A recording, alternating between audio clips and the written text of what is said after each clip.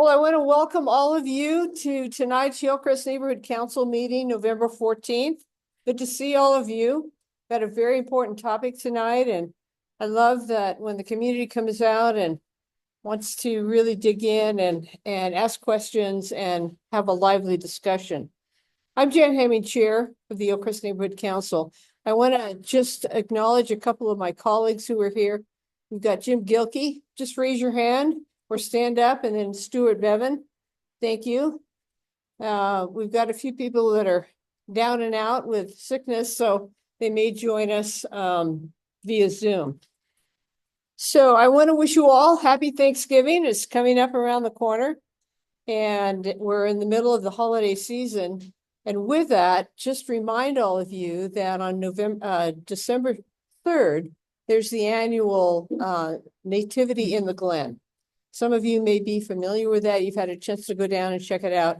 It's really a beautiful thing. It's a big, huge community effort, interdenominational, lots of people, animals, just a beautiful presentation. So it's from 5:30, I think, to 9. I hope you can come and enjoy that. It's one of the things that people love to come to our neighborhood for. Hey, good to see you. All right. Well, without further ado, we've got a very power-packed meeting tonight. Let's start with Byron Little, who is the chair or the head. What is your title, Byron? Save Our Sycamores? Yes, SOS. SOS. So if you remember to be sure that people want to see you from here. Stand there. Yes, kind of X marks the spot. But we love to hear your presentation, and we'll go from there. Thank you.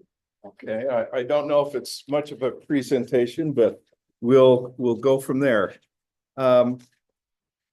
Thanks, Jan, for organizing this and helping us get the word out about saving our trees.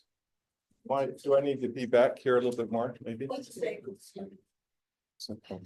so let me give you a little history of my involvement with the trees. I've lived on Michigan for 70 years. Contrary to my kids' belief, I wasn't involved with planting them, but I watched them grow from the 50s to now. They're not looking how they should. During the 50s and the 60s, and clear up until the early 70s, Michigan was known for its beautiful lush green tree canopy. In fact, the tour buses would drive down Michigan Avenue after they made their loop up through This Is the Place Monument and Hobo Zoo. The city would regularly spray these trees every year, and sometimes twice a year. It is not surprising that the Grand America Hotel chose the London plane or the sycamore tree to surround their beautiful building. They always do a fantastic job landscaping and making that block beautiful. For the past 20 years, several people on the block have worked to keep these trees healthy. Linda and Fred Babcock would always talk to friends and neighbors about having an arborist come and fertilize the tree, and we thank them. Also, Scott and Robin Matheson did this about 10 to 12 years ago, and they kept that going for several years. I thank all of them for their efforts. Now we are faced with a much larger problem. I feel like we are now at a turning point where we just might lose the trees, and that would be tragic. We all know what a loss that would be. Let's not let that happen.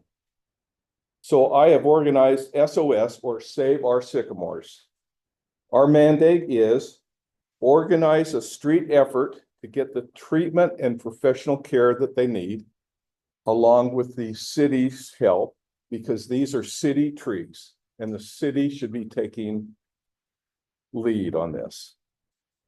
Educate and distribute any worthwhile information on sycamore trees and their care, and then hopefully document and track how the trees are doing, just not this year, but for several years, so we can find out which treatment method works.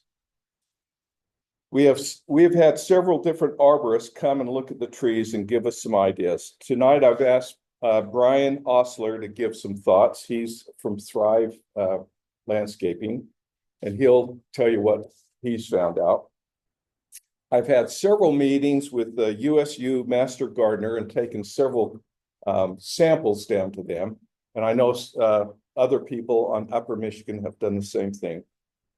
We've also been told by the different arborists that we have 4 things. We have the anthracnose virus that seems to hit every year in the springtime. We have a sycamore bug, sycamore scale, and tree mildew. Now, there's different thoughts on what really is happening with the trees, but we know we've got some problems. So let's get organized and figure out what we need to do. The one common thought from all the different arborists is you guys have got a problem and you need to get it solved. So just so you know, I went down to the Grand America Hotel just an hour ago and cut off some tree limbs from their trees. Don't tell them that, but I did. These are similar to, well, this is more like what I used to remember the sycamore trees looking like. They do have some holes in the leaves. Oh, okay. Yeah, but that's similar to what they should be looking like without the holes and without the brown edge on them. So you know what they could look like. Here's another branch, but you can see that the bug has been eating these. I'll get over in them. Yeah, and you can come up and look at these afterwards. This is what our trees look like on Michigan Avenue.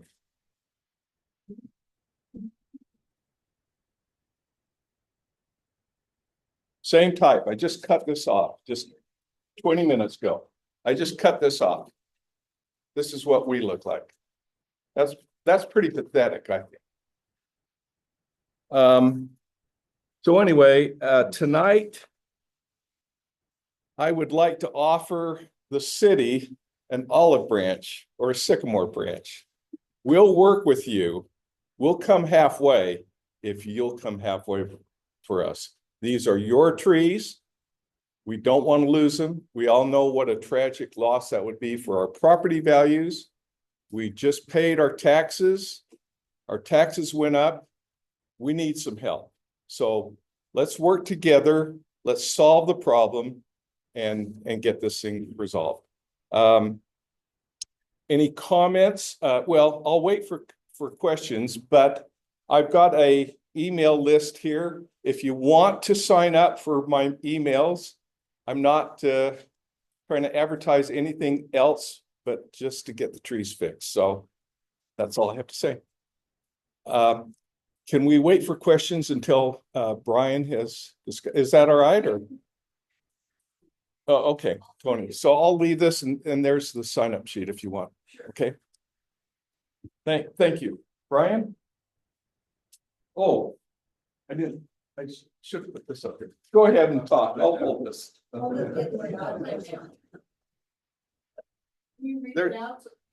Yeah. What if there was a magic machine that removed carbon from the air, produced oxygen, and grew itself? There is. It's called a tree.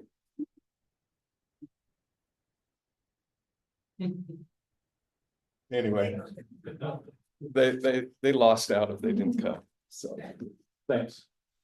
Good evening. So I'm Brian Osler. I'm with Thrive Landscape Services, and we also have Thrive Tree Experts. So that's kind of where I come from. Certified arborist, been in the industry a really long time. So kind of here to talk about some of the findings that we've been working with Byron and the community with. So the 4 things, right? Byron talked about the sycamore bug, lace bug, and then you have the scale. So those are easy solutions as far as like dealing with those. It's a spring treatment. And it's a basil drench. So it's basically a bucket with chemical in it and water. And it's kind of poured around the base. and that will systemically go up into the tree and deal with those basic. So as far as cost goes, it's cost effective. So that's an easy solution to deal with those two. The mildew problem, it's kind of a spot spray. When you see it, you take care of it. So that is an application that actually gets sprayed directly onto it. So that's also easy, but you got to see it, then you spray it. So that takes care of that one. Okay, so the anthracnose. It's obviously your guys' big challenge here. So there's a couple. So several different groups have talked to several different arborists. And one of the things, there's a lot of different options, a lot of different kind of ways to go about it. And I would suggest that most of what I've heard is they're good, solid options. So you have a few things, right? You either get blight or canker. There's a few different kinds, whether it's in the leaf, whether it's in the twig. You guys have some lesions or scarrings that are larger throughout the tree trunks. That's also an effect of the anthracnose, breaking down the xylem and breaking down the tissue, and then it's scarring. So there was a lot of healing on some of the ones that me and Byron looked at. So there's good signs in that. So your challenge is, how do you affect it, right? Because you have the leaf blight, which is it comes into the leaf, let's say, you know, in some form of fashion here, and then it gets into the veins and it works its way down, gets into the twig and works its way into the wood. So that's kind of the way that one part of it happens. And it's a spore that can either move by air, birds, you name it. And this is kind of how the spore is transferred. So a lot of people are saying spray. And that's true because it's on the leaf. Because so you have a couple options. You can either do direct trunk injections. There's a couple different, I'll talk about a couple of different of the injection systems. But the leaf application does not absorb into the wood.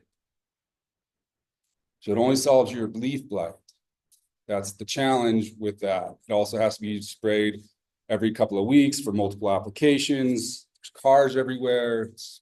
These trees are spanning the road, spanning all kinds of stuff, the homes. So that's a challenge to get that approved, to get it done, to get it scheduled, to do it properly. All these cars have to move. There's a lot of challenges in that. So, but that's talking about the leaf blight. So then you have a couple of options as far as like trunk injections. There's a few different systems. I think the one that's been talked about most is through a system called ArborJet. And it has a larger plug. The plug gets tapped. So there's individual drills, holes that are put at the base of the tree and on the trunk flare. And then these little plugs are tapped in, and then they remain. And then the tree has to heal over them. So this treatment is also mainly going after leaf blight. We still haven't talked about the wood, right? So now you have all these plugs that will remain on all these trees, and some of them will heal, some of them may not, but for the most part, it'll take a while. But you can't drill those plugs year over year over year. And I have heard that as an option that was kind of spelled out to one of the teams. So I don't see that as being an option because, well, I don't see drilling over and over an option because eventually you'll have lots of drill holes. And this is above ground level. Little black plugs, you know, and it's only a 1-year treatment because as soon as these leaves drop off, the chemical's gone. It went into the leaf's gone, there's no more chemical, we redo it. And that's the problem with that one, is because you can't drill and put all these plugs over and over and over. So it's maybe a once every few year option as plugs heal, as these things happen. So we're still talking about leaf blight, right? So then we have the wood. You guys have witch's broom, which is kind of like where all of it kind of gets scraggly. The wood material, the twigs get really kind of shortened, which is kind of a canker. What's happening is basically the fungus is breaking down the xylem, and so then it kind of stagnates, and the growth starts to compound, and that fungus is in all that material. So at some point, you guys got to think about some pruning options to take out the damaged material, because that is going to continue to spread if it's not removed. Now, I know that probably removes some of the trees or portions of the trees, so I'm not sure if that's even an option for you guys. But you guys got to understand that wood material is storing the fungus. So, okay, so we've talked about the leaf blight. couple of options and how we can deal with that. And I can put this into an email, I can get it to Byron, and he can spread it so you guys can absorb this a little bit more on your own. So the other option I think is also probably viable is called macro infusions. And it's timely, it is somewhat costly, but it covers. So what this one is basically it's a large 50-gallon drum, fill it with the fluid. You have to have a lot of water, and then it gets pressed in with really, really light PSI. And between, I don't know, probably most of your guys' trees, the large ones, are probably going to get between 25 and 50 gallons of fluid. And that gets, there's holes, but these holes are below the ground, number one, and number two, they do not remain, the plugs do not remain. They're really, really small holes. It's pressed in with really light PSI, goes up, dirt covers up the holes because we pull back the dirt, do all the injections below the soil, put the soil back, and it heals really, really nicely. This treatment goes into the wood. So then the nice thing about it, right, because the other option dealt with the leaf blight, the leaves drop, you lose the chemical. This goes into the wood, and it also moves into the new wood for 3 years straight.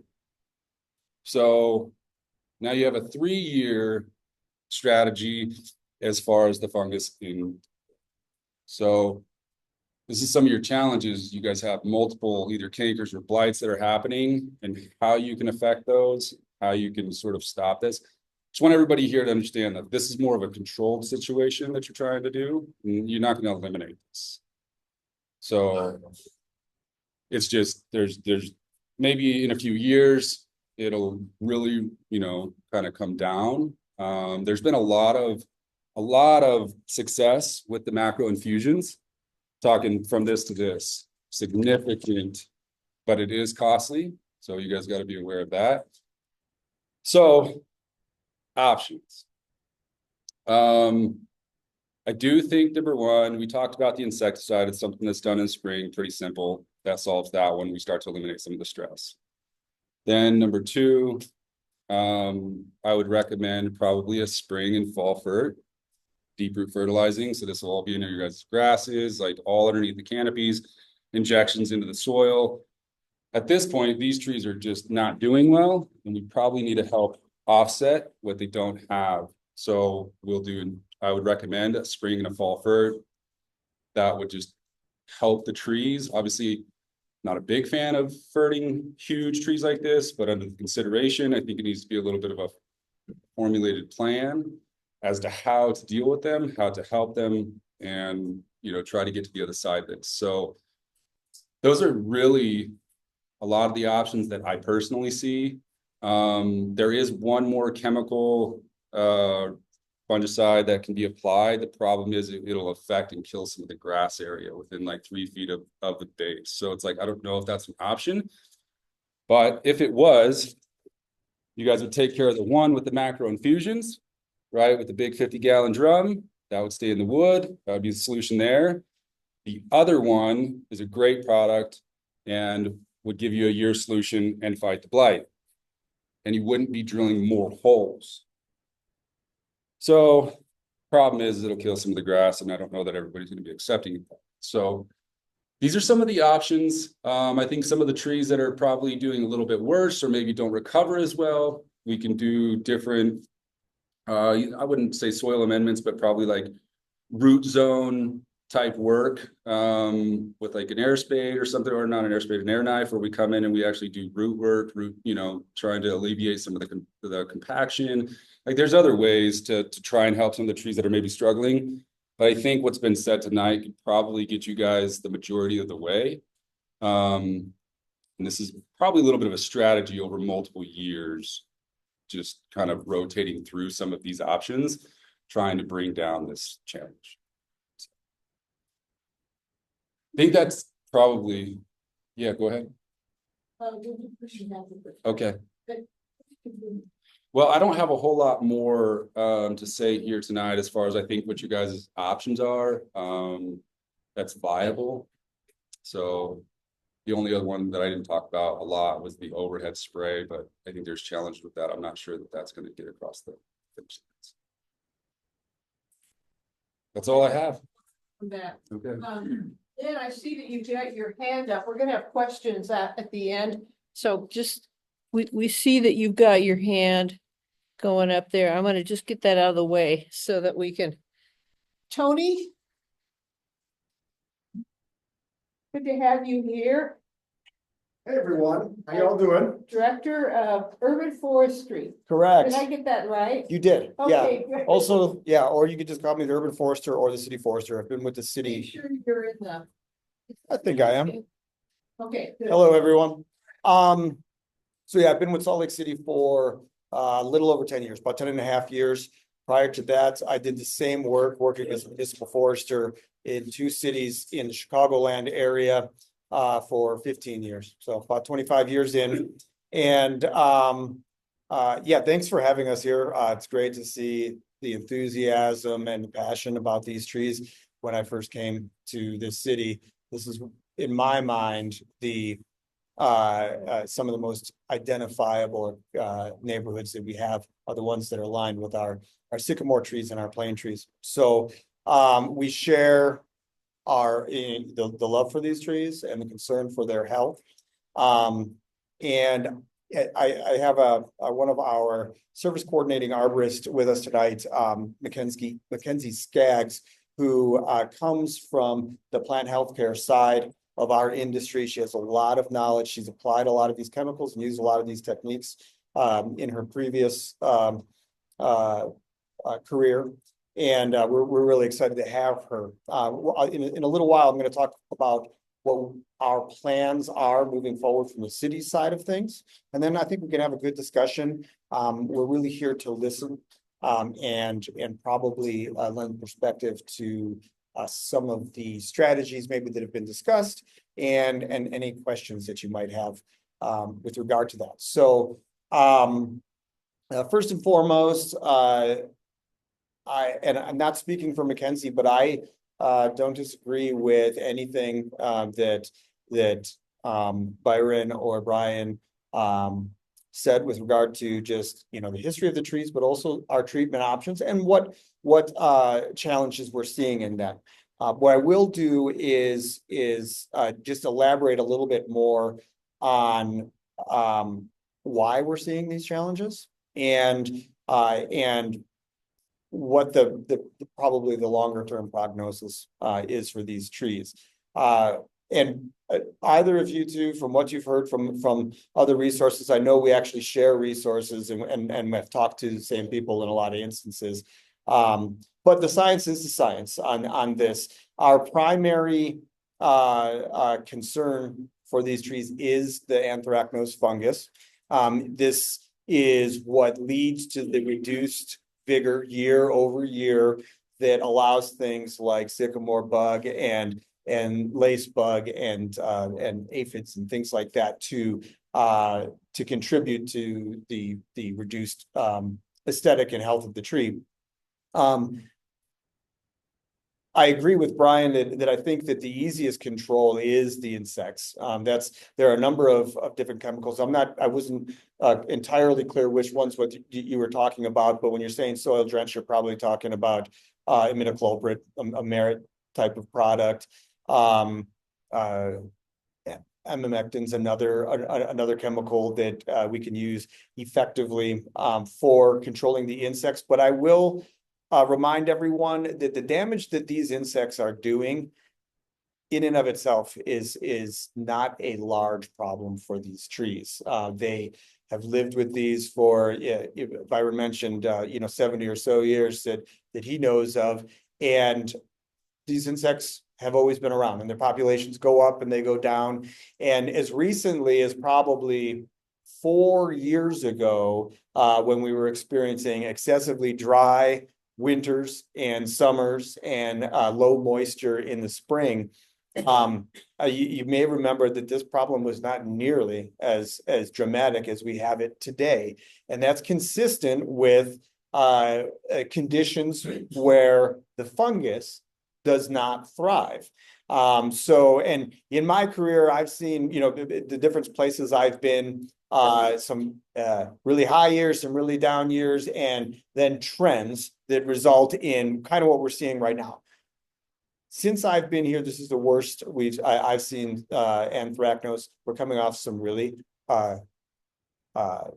banner years as far as our snow and some wet springs, followed by, and I don't want everyone to lose perspective on this, followed by some really dry, hot summers. And I don't want you to lose focus on the primary way to keep our trees resilient to pests and fungus and disease is to have healthy, vigorous trees. And right here, and for trees this age, that means really good watering practices. Simple, you know, I can't put it more simply than that.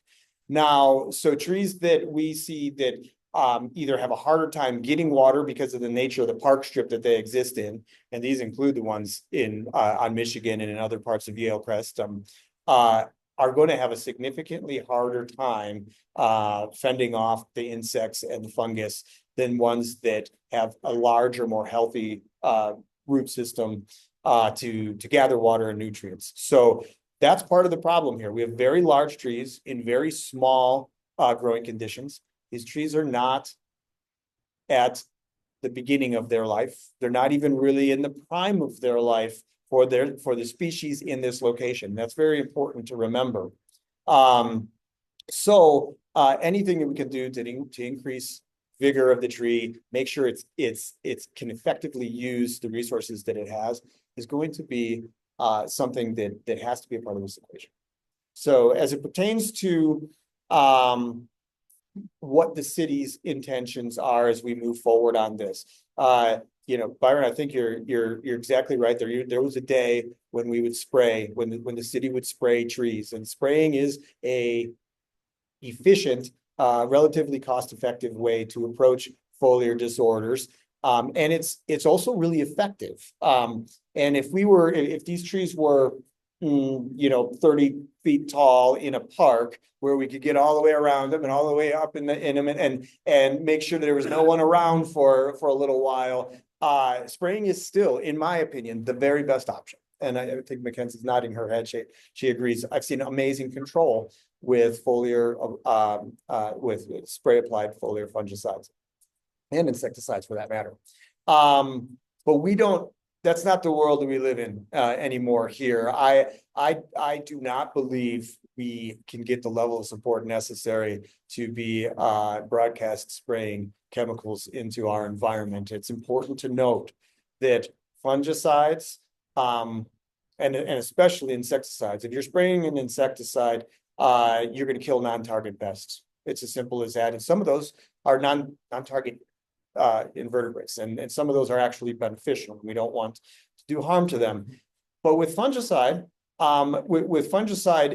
there's also concerns about the impacts to pollinators. Not that they're ingesting pollen that is causing problems, but Joey Caputo, who's the state's probably the leading entomologist, or he definitely knows a lot about pollinators, has very significant concerns about the impacts of even systemic, which is, you know, injection fungicides on bee populations. So that's another concern that we have to be aware of.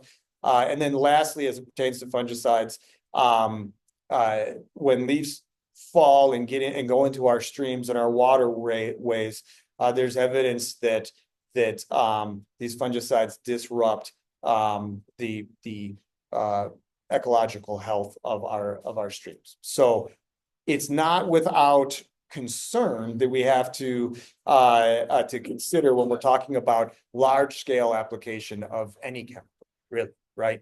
So that being said, Mackenzie has been working on developing a strategy where Salt Lake City Urban Forestry can apply a different combination of a number of these treatment options to a test area of trees. We're thinking 100 to 150 or so trees in different parts of the city. Some of them getting maybe just a fungicide or fungicide A, another one getting fungicide B, some of them getting a fungicide and an insecticide, some of them getting those two things and a nutritive agent of some point, some type, like a fertilizer. And we're going to put together a plan that will start next spring, apply initially insecticides in different manners, some of them soil drench, some of them injection. And then we're going to study them. We're going to see what combinations appear to be the show the most promise in controlling high levels of anthracnose right now. Again, I think we're comfortable with controlling the insect populations with these trees and just overall the impact that they have on their own. But it is the fungus that is going to be the most difficult to get a handle on. So I mean, I think I'd rather open this up beyond that and have you all ask what that may look like, how that might roll out in your neighborhood. But another thing to keep in mind here, just before we go, the older mature trees in Yale Crest area and parts of the avenues and Sugar House are definitely American sycamore trees. But there is a variety of that genus, a platanus, which is what the genus is for these. It is London plane tree, and some varieties of those, Bloodgood and Exclamation, are actually quite resistant to anthracnose, and it's easier to control on them. We're planting platanus, so sycamore genus trees, all the time, every year. We don't never plant them because they're such a beloved tree in the city, but we are planting the varieties that show better resistance to all of these problems, but most specifically to anthracnose. So sometimes you're going to see a tree that, and we see them, we talk about this in our office all the time. Hey, I was in this spot and this tree looks like it doesn't have any problem at all, and we'll know that it hasn't been treated, right? It'll be in a park or something like that where we control it. And other locations where treated trees have shown amazing progress. So that being said, as a municipal service, we are obligated to make sure that we're allocating and using general fund resources fairly throughout the whole city. This is not the only ailment of trees in our urban forest that could benefit from treatment. In some cases, could save their lives very dramatically. So we have to consider that. We also have to consider that citywide there are 4,500 and last check on my computer about 4,586 platanus trees citywide, and I don't think anyone is pretending that the cost to do these treatments is insignificant. Spread out even over just the largest sycamore trees, of which there are about 11 or 1,200 of, there is not budget to do that right now. So there are always options for residents to get permits from the city, and this is the way it's been done for a long time in the city. City has gone through different points where they do treat trees, but you can get permits from our office, and we would waive the fee for those permits to do any number of treatments. Now, we do vet to make sure that the treatment we believe is safe and sound, that you're not being sold snake oil or something like that. But we also take that permit and enter it into our inventory database, where we track every conversation, every application, every tree prune, everything we ever do to a tree is in our system. And this information, if you are having a company treat your own trees or fertilize them or do any number of things, is very valuable to us, because it can help us understand why trees look the way they do and what might be different about them, so that we can make better decisions as we move forward. So with that, sorry to be a little long-winded, but I know Mackenzie has plenty of information on the types of chemicals, many of which are probably very similar to what Brian was talking about, that we intend to use as part of this study. And we're happy to answer any questions or participate in discussion. Let's get 3 chairs and have our 3 yeah. presenters. Tony, stand here. Okay, yeah, I'll grab it. I'll grab a couple chairs and I'll. So, Tony, and Byron and Brian. It's a mouthful. You make sure I got all that right. So, if you would come up here, I think, sit right up here. Yeah. I think there's probably a lot of it, if you can all kind of squish together, so we can see you in the, I don't think we can see you. Come on over here, Kansas. See? Okay, yeah, get cozy, so people at home. Sorry, I'm a bit of a germaphobe. I don't, Oh, okay. I don't like to get too close, if I'm I being don't- honest. Some of you are missing. Well, you saw enough of me already. Yeah. Okay. Can they hear us okay? Come on over. I'm in it. Can they hear us okay? I'm on the edge on this side. Are you? Yeah. Okay. I don't think we. Okay, so But, this, so Lynn, are you still on, Lynn? Can you go ahead and unmute yourself and ask the question? And then here's what I would ask, because I think there's probably a lot of interest in the subject. Can you be brief with your question? Just kind of get to the point. I know there's a lot of passion involved in this. I have passion in this too. But if we can focus on kind of a targeted question so that we can get through as many people as possible. can I make one comment? Sure. How many here are here for the trees? Show of hands. Okay, how many live on Michigan? How many are on other streets? Okay, so you guys, if you want to sign up, you can piggyback on what I'm sending out if you want to get going on this. Okay. So I want to say one more thing, point of privilege. Jim Webster, raise your hand, used to be YNC chair. He's now back on the board, so I want to acknowledge that he's here tonight. So good to have you, Jim. Lynn, have you unmuted yourself? I don't see you unmuted. We can't get a question from you unless you've unmuted yourself. I don't, can somebody check technology? I thought, well, so it says unmute themselves. Oh, okay, sorry. All right, now we got it right. I think we got it. Oh, excuse me. Lynn, can you? Okay, thank you. Yeah, I was trying to, I don't know sign language, but anyway. So the reason we get anthracnose is because we have wet, cool springs, and the last 3 years have been that way, and it's very, very much pronounced. I've treated my own trees, frankly. I call the urban forestry and I make sure I'm using the right chemical. No one has talked about the chemicals that they want to use in this regard. I have controlled lace bug on my tree, but the anthracnose is a real problem. It doesn't damage the first hit doesn't damage so much. It's when it stays around, because anthracnose leaves in the early spring, they drop, and the new ones that come out are actually healthy. Deep watering the trees is going to be absolutely critical. Lynn, I'm sorry, I just wanted to make those 3 I know. points. Do you have a question? Sorry. The question was, no one has met, what are the chemicals they're suggesting to use? Because the insecticide that you need for lace bug is different than the anthracnose, and is different than the scale necessarily, because the fungal ones aren't always treated by the same chemical. And so I just wanted to hear some of the things some of the treatments that you're suggesting, because it's either soil drench or it's ground injection usually. But anyway, what are the chemicals you're suggesting? Maybe the arborist and McKenzie. So 2 of them were spoken tonight.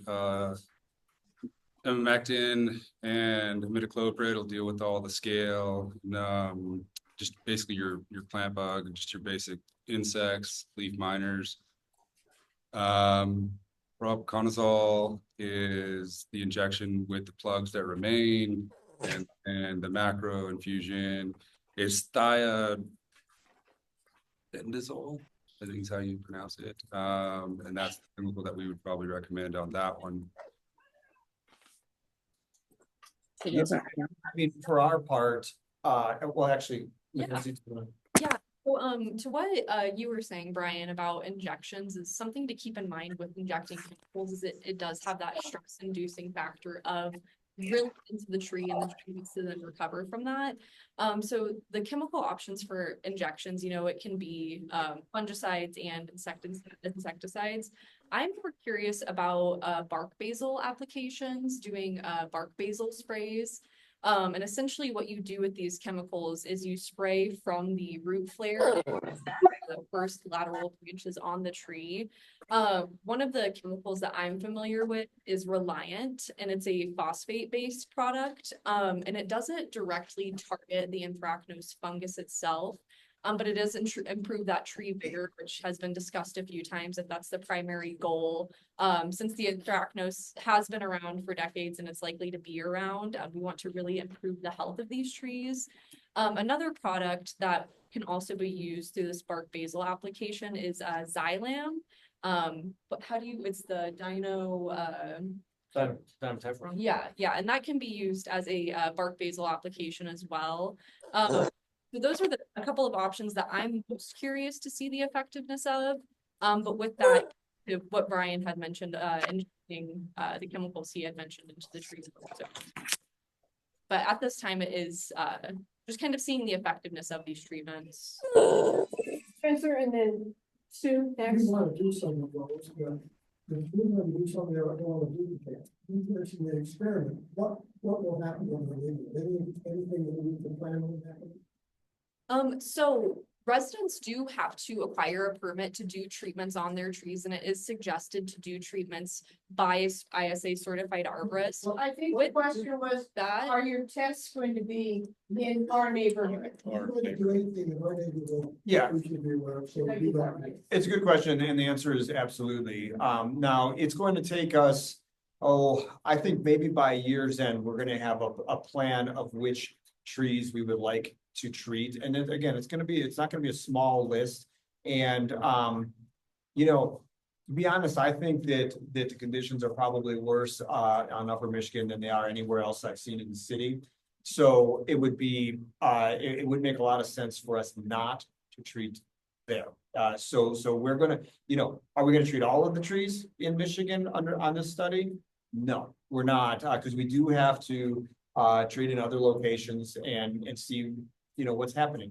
We also may select or will likely select against treatments that could potentially have adverse effects on trees that are demonstrating a greater level of stress. So in Michigan, based on the condition of your trees, we're probably going to gravitate more towards the least invasive needs of treatment, and also make sure we're including some of the nutritive type of approaches with these trees as well, to try to get them coaxed back to health. And at the same time, we'll be working with residents to try to make sure we're doing that they're doing what they can do to keep the trees healthy during this time period as well.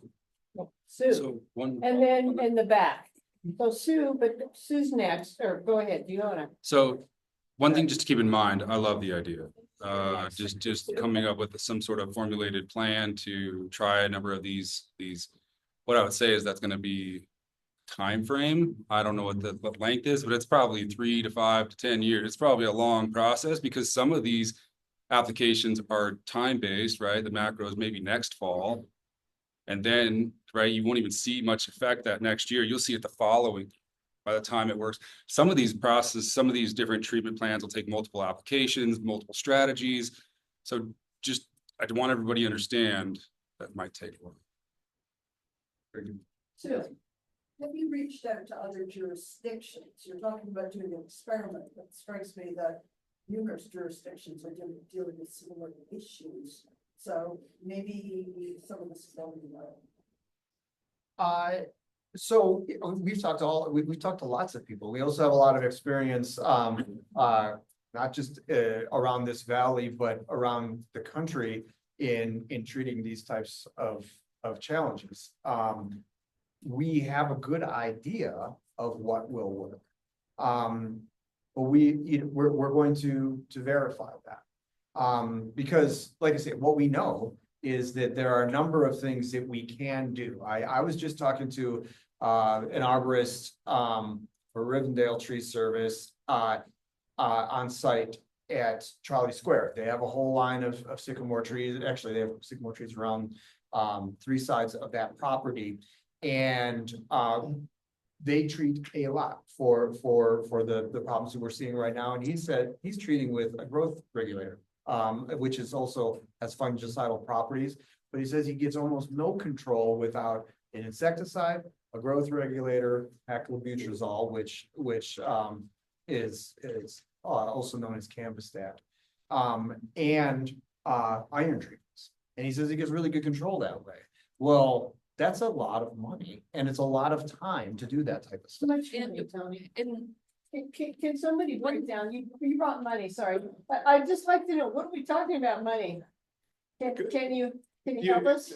Go ahead and tell us Yeah. what your treatment plan, roughly per tree.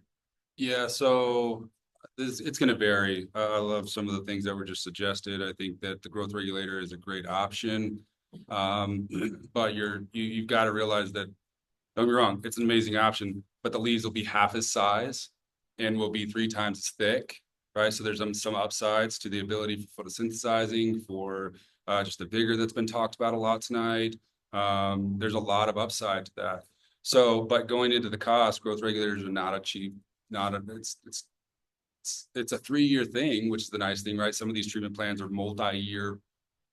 You know, Yeah, somebody give us some- yeah, I get, I think that you're probably looking somewhere in the range of maybe between 500 and year one, I don't know, maybe 1,000 to 1,200 per tree.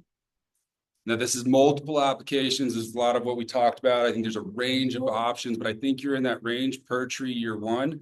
Year two will be probably significantly less because some of the injections can't be done year two. So that'll drop significantly, right? There's a swing in. something I did want to mention with reaching out to different jurisdictions is the nature of pest and diseases, they do develop resistance over time. So you do have to change treatment. So that's kind of speaks to that. And to what you were saying is these treatment plans are several years long. There's no bulletproof treatment that we can give these trees one treatment and they're going to be healthier. These pests are going to develop resistance. And we just have to keep kind of working with that. So that is just something I wanted to mention.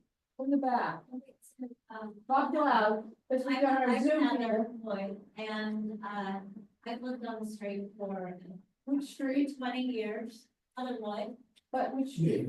Michigan. Michigan. Yeah, I've lived on the street for about 20 years, so I don't know if in your database you have when our trees were last treated, because I do remember a time, maybe 10 years ago, where they left a notification at our door that our trees were going to be sprayed because they were having a tough time. And they told us that they got there. And so we were instructed to close our windows and make sure that, you know, Dogs and cats were inside. that's it, remember that. Mhm. So they came through and I think they did it approximately 2 to 3 times. And maybe like a 8-week period, something like that. That And sounds the like that. trees totally turned around. And we didn't have to do all the other stuff that we're seeing now.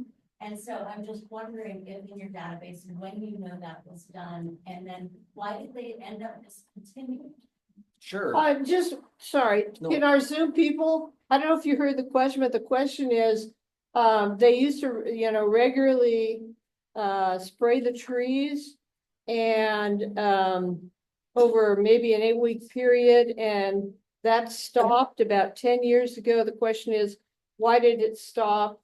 And when did it stop? I think Sure, I and I got can that speak to that fairly well. So to the best, and 10 years ago is before me. Well, actually 10 years ago is me, but there's been no spraying in that since I've been here. And there hasn't been spraying of sycamore trees for at least 5 years previous. Now, what has been done at different times is trunk injections, micro trunk injections. We did this for a while. We did it for my first maybe 3 to 5 years here with a product. I'm not sure if Brian knows it, a Wedgel, if you have any familiarity with that. And we studied it and it didn't do anything. Okay, we were wasting our money on it. And we actually still have Wedgel equipment right now, and that it will be a part of this study just to verify, because there are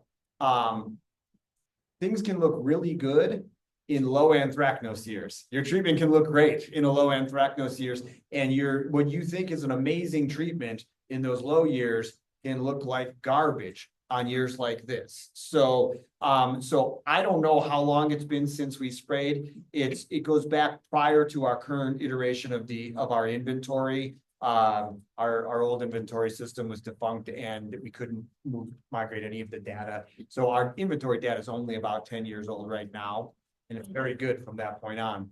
So, But the truck driving down the street, I don't remember the injections at all. Yeah. But the truck would drive down the street and spray everything. yeah, It was, you know, and. and to answer the question. It may have worked and then it may not. Yeah, and I will say that foliar applications, as we talked about earlier, are great.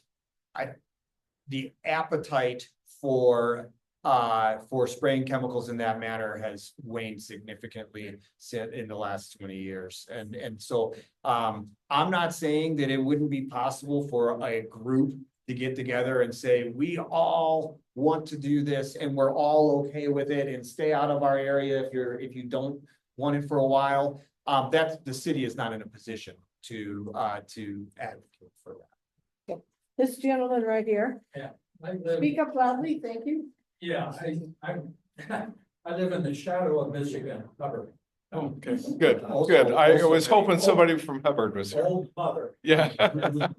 My neighbor lost her tree, and it was probably right after you guys came in and drilled holes and injected.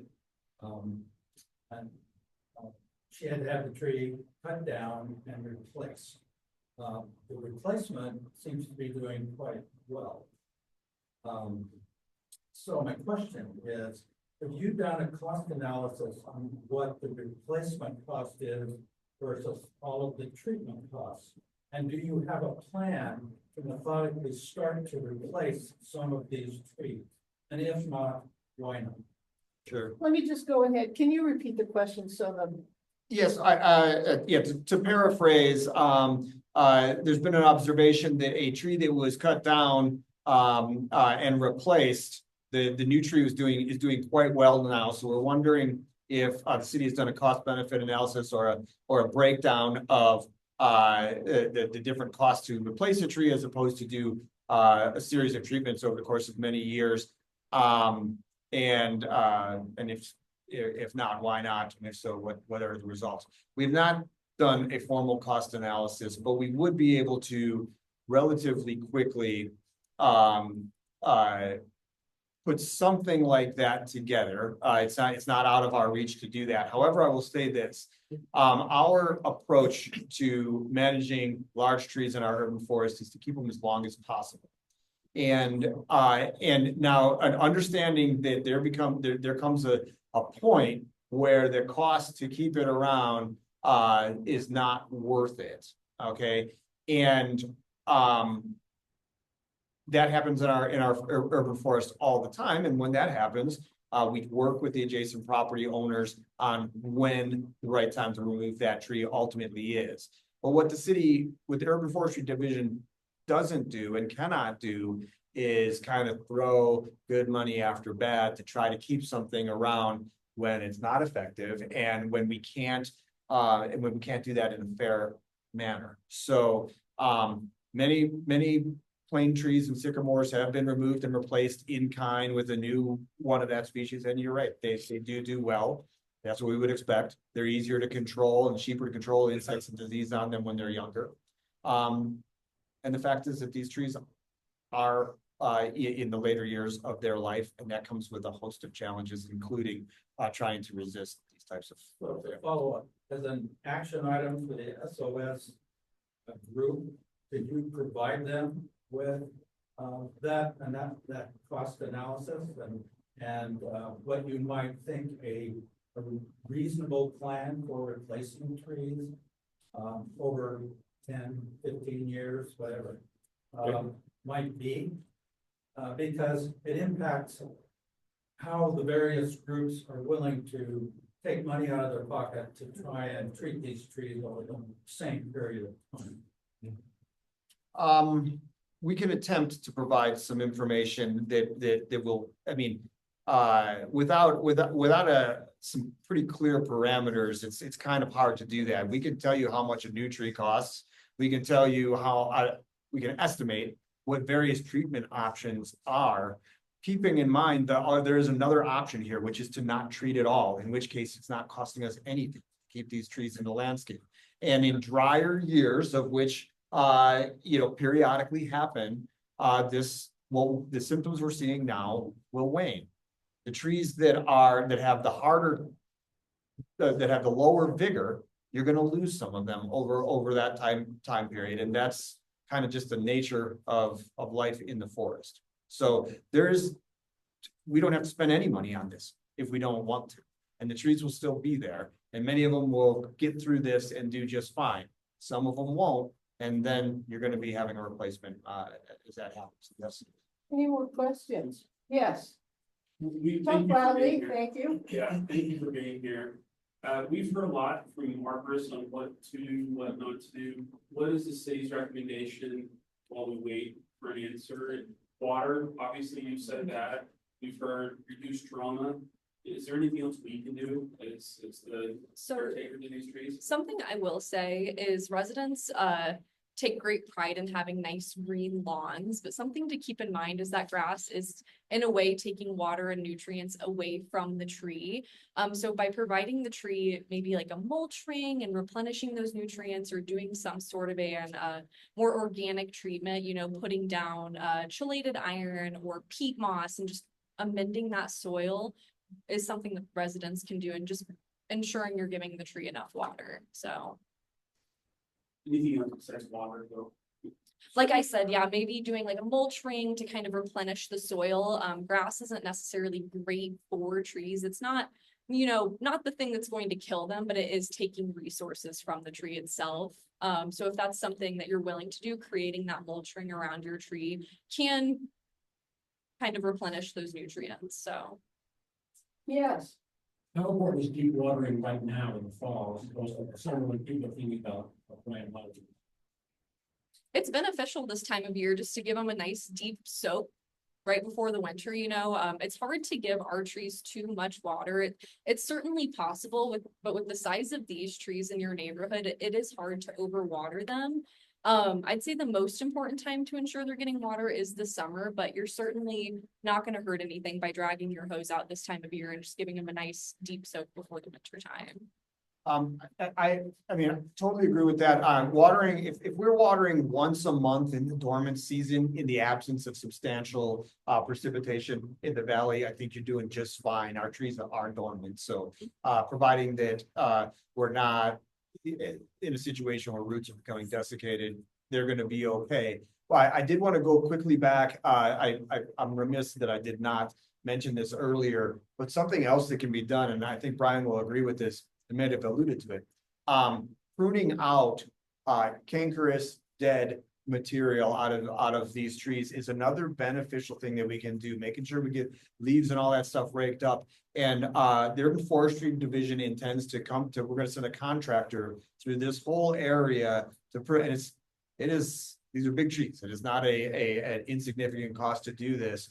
But recognizing the condition that the trees on Michigan and parts of Hubbard are in, we are going to try and clean out as much dead wood and as much cankerous wood as we can to give these trees the best shot of, when we start doing things like insecticides in the spring and then fungicides later in the year next year. So they are going to get a little bit of extra care, and that includes pruning. Thing to add to that, right? The removal of the dead wood material, all that's super important, but I love hearing that they're going to be pruned, right? The moist is the problem that really brings us to life in the spring and in the fall. And so thinning some of the outer crown, dead wood isn't necessarily going to help what I'm suggesting, but having more airflow and not allowing that moist to just sit and allow this fungus to just continue to develop would be helping. The problem is there's not a tremendous amount of leaves, so a little bit of a double-edged sword as to what I'm suggesting. Yes. So what can we do to get you more money? Okay, I mean, if I have a choice between funding the sports complex and getting these trees fixed, I'd rather have the trees fixed. So what can we do to get you money? That's a loaded question. Yes, so, I mean, you always have access to your elected officials. And, certainly anything we say here is, you know, I think representative of the position of our, of the Urban Forestry Division. To the extent that that is, I mean, I don't believe I've said money is the solution to this problem. In fact, I know that I haven't said that, because you know, money will buy you more chemicals and it'll buy you more holes in the trees that are, again, not young trees anymore. And I cannot say that I think that that is the way to solve this. I think the way to solve this is to keep our trees as healthy as possible through the means that we have, and start to learn how we can get you the best information on how, if you want to take care of these trees, you can do it. And just a little note about tree healthcare as opposed to forest healthcare. Tree healthcare is a thing, and forest healthcare is a much more challenging thing, which is to say, if you have a tree on your property, people like Brian and a skilled plant healthcare technician can do any sort of thing to help that tree thrive. You know, pruning schedules, different treatments, different, you know, fertilizers and all these types of things. And you can do that. You can treat a tree like a special specimen. We do not have that luxury with, you know, this species alone, 4,500 of them across the city at $1,000 a pop per tree to treat. That is not, in my opinion, that is not a reasonable expenditure of taxpayer funds. It's just not. Now, providing, you know, studying and providing information on how we can, the effective means that people can take on their own, on their own, I think is a good way to do it. And that's what we're trying to do. We're trying to learn and provide the best information possible so that our customers and our residents can make the most appropriate decisions for their current situation. It is the case that in the city, outside of really pruning and removal and planting services, the care of the tree, keeping that tree healthy and watered, has always fallen on the adjacent property owner. And at this point, I don't think that's that this would change, that money would change that. Tony, really quick, point of personal privilege. Do you know off the top of your head, or could you get to us, how much you have in your spray budget and your tree replacement budget? Sure, yeah. So I mean, I can estimate for you right now, our tree replacement budget has approximately, I think we spend about $350,000 a year on planting, but we also have another source of income outside of the general fund from tree mitigation. When people remove trees, they give us money, and we spend a little bit more, 400,000 or so.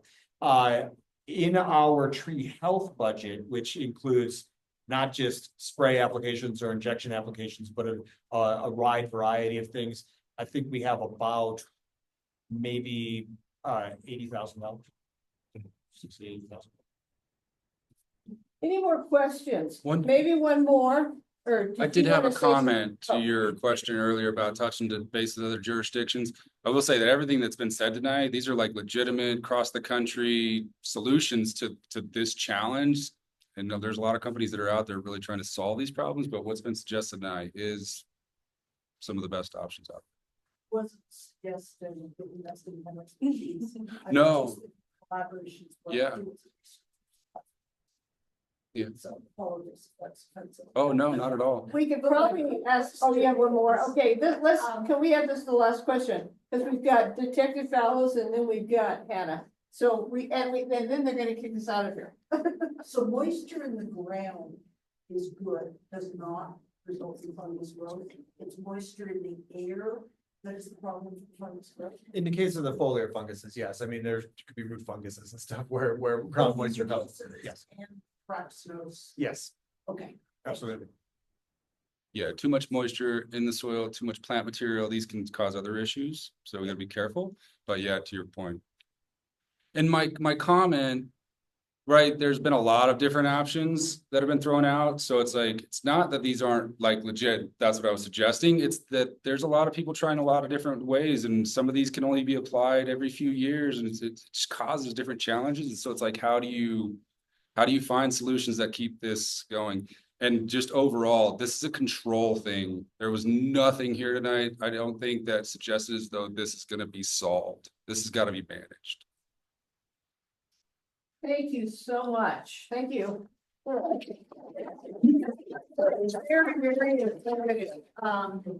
are gonna switch over to Detective Fallows, who's gonna give us a quick police report. Sam, are you on? Yes, I am.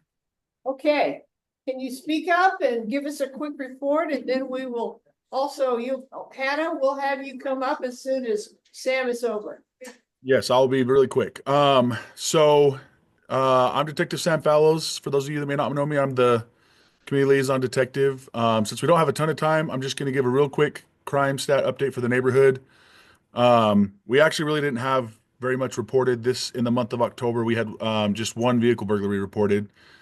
Everything else is down pretty good. So I don't think that's probably accurate, but I hope it is. But just real quick, what I like to talk about is accurate numbers. So if you are having something happen in your neighborhood, like a theft or a vehicle burglary, your vehicle getting broken into or something like that, please report it, because it can help. We just want to have accurate crime stats, but it also helps me in the things that I need to do for my job to drive resources and things like that. The easiest way to report just a simple crime is just online at slcpd.com. I know there's been a few hiccups with the new reporting system, but I think they're ironing out most of those.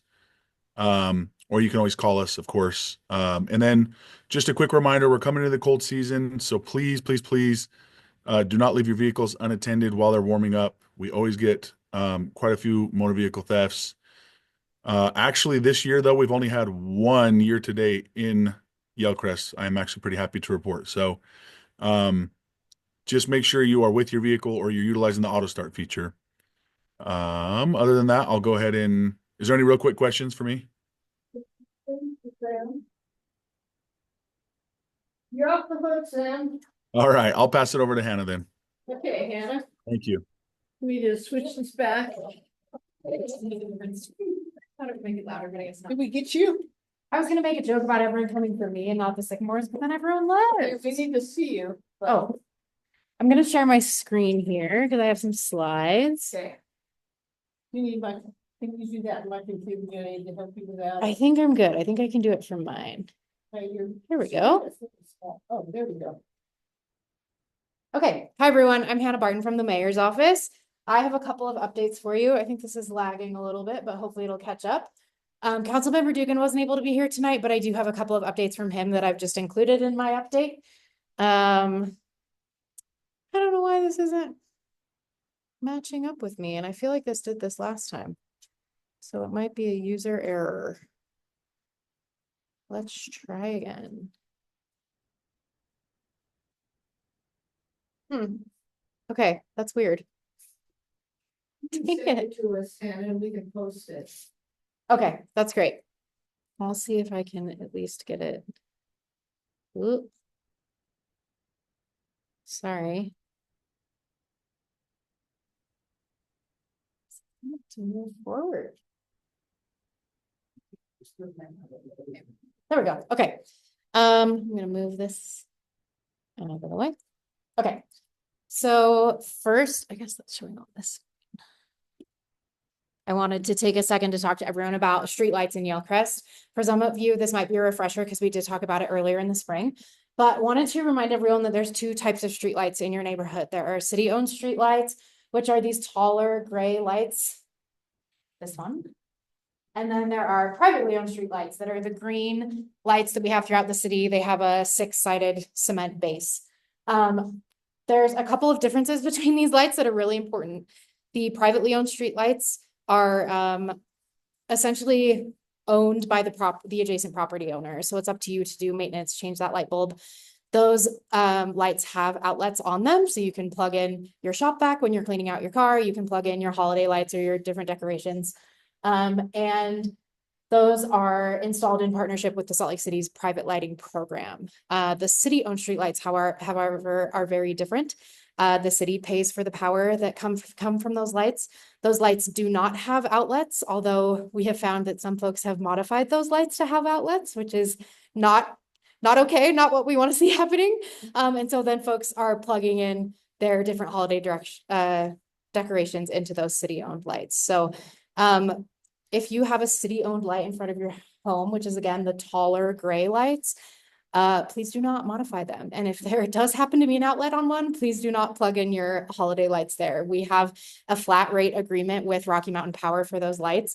And when they start to notice that more power is being used on those lights, they come to the city and they're not super happy about that. So I do have a map just so you can kind of get a feel. The red lights are city-owned lights. I'm sorry, reverse. The red lights are private owned lights and the green and the yellow are city owned lights. So you can see if you're on Laird, Princeton, Harvard, Michigan, Hubbard, or Ninth, it's likely that those are private lights. So it's your responsibility to do the maintenance there. Again, that's a generalization, right? Because you can see some sprinkled in, yeah. Potentially, I'll have to ask the lighting manager and let you know. Yeah, I mean, it's installed in a 50-50 partnership with the city. And it happens when a group of neighbors decides to come together and install these streetlights together. So it's not necessarily a one-off, right? It probably means that at some point all the people on your street decided to put them in together. Yeah, of course. Yeah. So we started that. Okay, amazing. Each homeowner signed a miracle permit that they agree to maintain and keep that light working if the city would pay for it. So when you bought your property, you agree to maintain that. Yeah. Interesting. And whether it was in one of those documents that you signed at closing, irrevocable permit, you probably didn't even know that you were signing it. That you signed a document saying you would maintain and keep that. That's what the agreement was if the city paid for it. And one thing we're going to, because we're going to open up, this is a very interesting question, as you know, Hannah, you've seen all the back and forth, has been very helpful to supply us with a lot of information. We do want to look into kind of going forward, having the city assume ownership of the private lights, which maintenance can be a little bit of a hefty load. It depends if there's broken wires and other things, and depending on somebody's pocketbook, they may be not inclined to, fix it right away because it's another expense that maybe they can't handle at that moment. And, we're just looking into it. We're going to start a negotiation with the city to see if they have an appetite for doing that and turning them over. If the residents want it.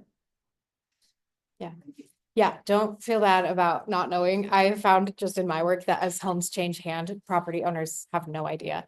And often call the city and ask us to replace the light bulb, and we have to gently inform them that they can replace the light bulbs themselves.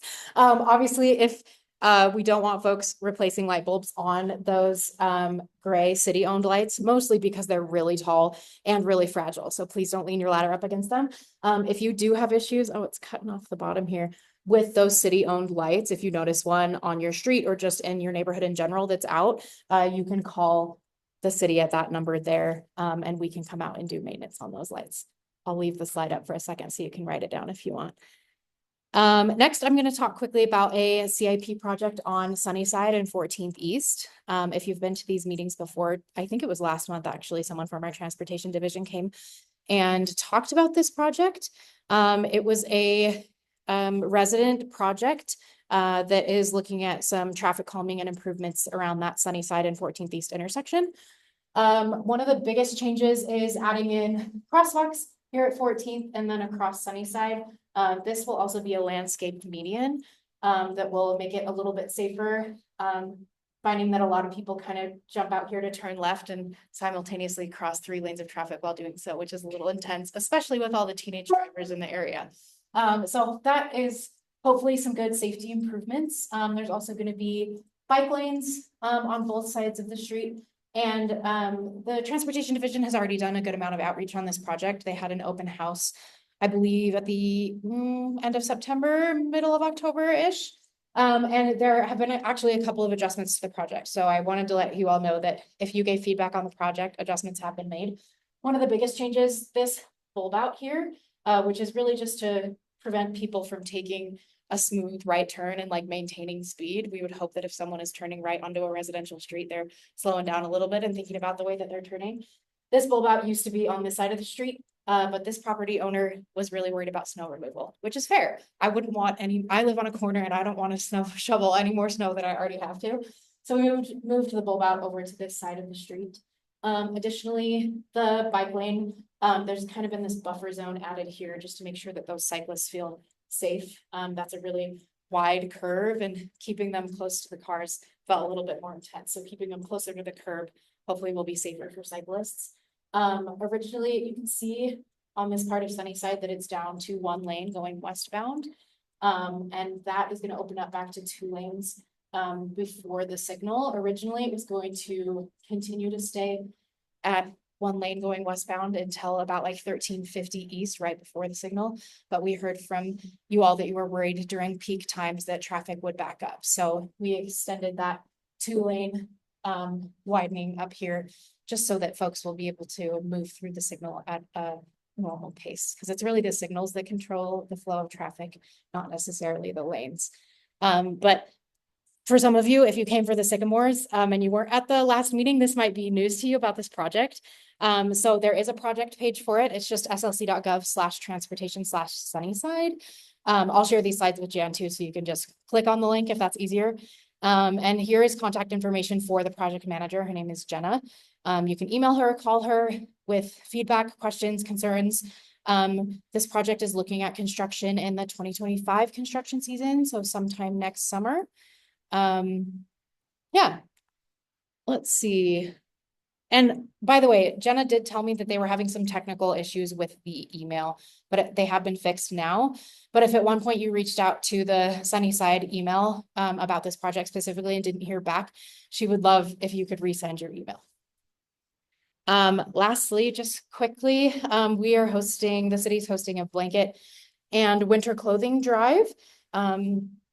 And if any of you have any gently used or new items that you'd like to donate, you can drop those off at City Hall all the way until December 18th. So we've got a full month that we're running this drive.